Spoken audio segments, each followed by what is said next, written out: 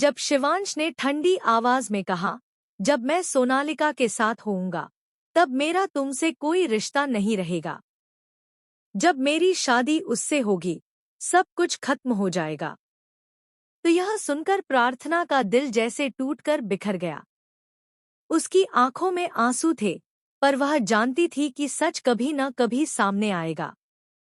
दोस्तों, कुमकुम भाग्य के आने वाले एपिसोड में कहानी अब एक ऐसा मोड़ लेने वाली है जिसकी कल्पना भी दर्शकों ने नहीं की होगी।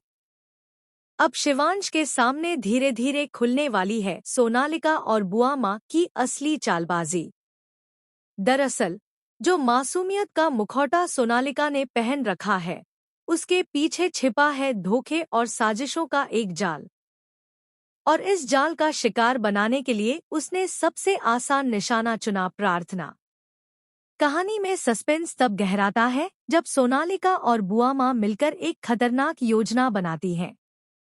वे ठान लेती हैं कि किसी भी तरह प्रार्थना को इस घर से निकाल फेंकना है।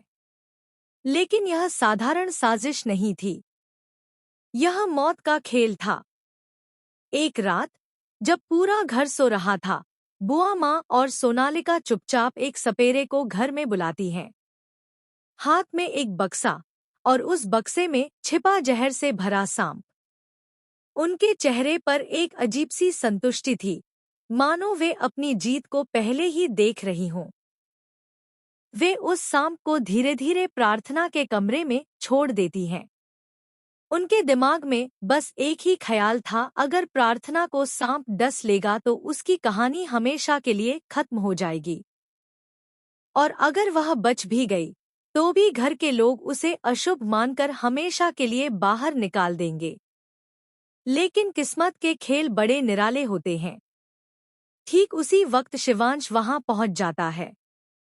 दरवाजा खोलते ही उसे कमरे में कुछ अजीब सा एहसास होता है। हवा में जैसे खतरे की गंध घुली हुई थी। तभी उसकी नजर प्रार्थना पर जाती है, जो डर से सहमी हुई थी और सामने फुफकारता हुआ सांप खड़ा था। शिवांश बिना एक पल गंवाए आगे बढ़ता है। उसका चेहरा गुस्से और डर दोनों से भरा हुआ था। वह प्रार्थना को अपनी ओर खींचता है और किसी तरह उस सांप को कमरे से बाहर निकाल देता है।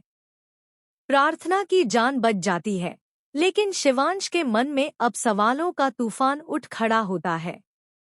आखिर ये सांप यहाँ आया कैसे? यही सवाल उसे चैन नहीं लेने देता। और तभी कहानी में आता है वो मोड़ जो सब कुछ बदल कर रख देगा। वही सपेरा जिसे बुआ माँ